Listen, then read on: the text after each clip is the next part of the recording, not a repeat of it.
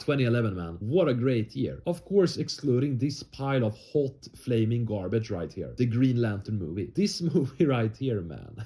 I remember being really excited for it. And even when I watched it, I was really excited. But of course, I was just a mindless kid back then. Not really capable of forming an opinion like I sort of can today. What am I talking about? I don't know, man. But like I said, this movie was a flaming garbage. But why did this happen? Today I present to you 5 reasons why the Green Lantern movie with the beautiful Ryan Reynolds Deadpool guy was a flaming hot pile of garbage. The visual effects are painfully bad. For a movie with a whopping $200 million budget, you'd expect some mind-blowing special effects. I mean, right?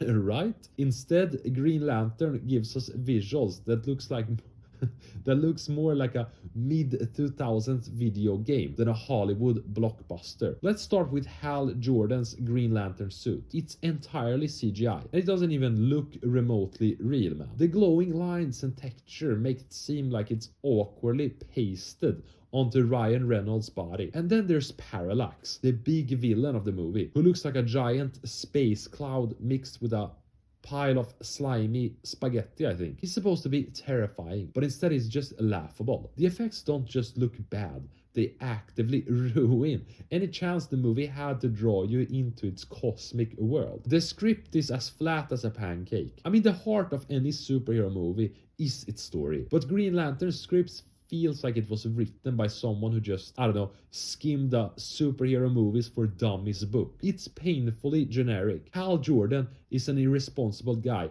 who suddenly becomes a hero after being chosen by a magical ring. Does that sound familiar to you? I mean, that's because it's been done better a dozen times before. There's nothing fresh or surprising or exciting about the way Hal's journey is told. The movie just spends way too much time on Earth, with Hal moping around or awkwardly flirting with this woman right here, and just barely dives into the Green Lantern lore that fans wanted to see back in 2011. Even the dialogue is just uninspired, man, with so many bad line deliveries, cheesy lines that makes you cringe, dude. The villains are laughably bad. A superhero movie is only as good as its villains, and Green Lantern has some of the worst, man. First, there's Hector Hammond, dude, who's supposed to be this creepy, tragic character who gets consumed by his own jealousy and power. But in the movie, man, he's just, weird, man. He comes across as some, 40-year-old child molester or something. I don't know. His transformation into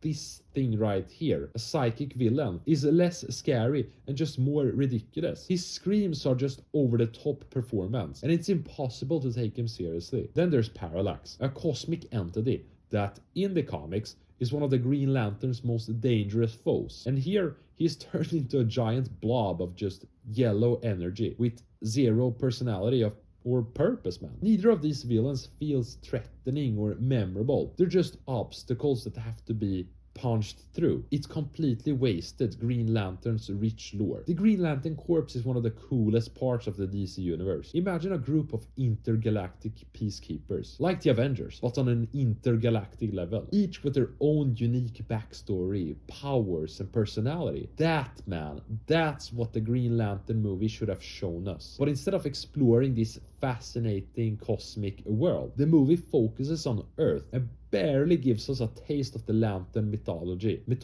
Ooh, that was a tough word, man. We do meet some fan favorite characters, like this man right here, Sinestro, Kilowog, and Tomar Ray, but they're barely giving anything to do. Sinestro is supposed to be this complex, morally grey character. Feels like he's just there for a sequel to be set up. And it's like, dude, do you really expect to get a sequel when the movie was this bad? Fans wanted a sweeping space opera, man, with epic battles and deep world building. But what we got was a bland, small-scale story that just wasted a lot of potential. Miscast and uninspired performances. I mean, I love Ryan Reynolds. He's a fantastic actor, and he's proven that he can nail superhero roles. Just look at Deadpool. But as Hal Jordan, man, I mean, it's like trying to fit, a square peg into a round hole, I think. Yeah, Hal is supposed to be a cocky, yet courageous, flawed, yet inspiring character. And Ryan's natural comedic charm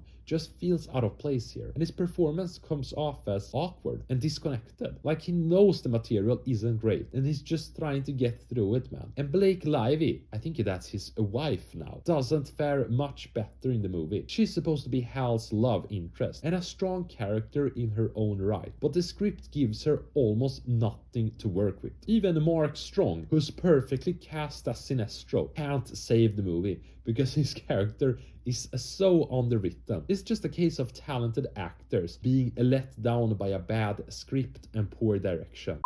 So, how do we wrap this up? Green Lantern had all the ingredients to be a groundbreaking superhero movie. It had a massive budget of this many money, an A-list cast, and one of the most exciting characters in the DC universe. But instead of delivering an epic space adventure, it gave us a messy, poorly executed film that didn't know what it wanted to be. From its cringe-worthy script, to its laughable villains, to its wasted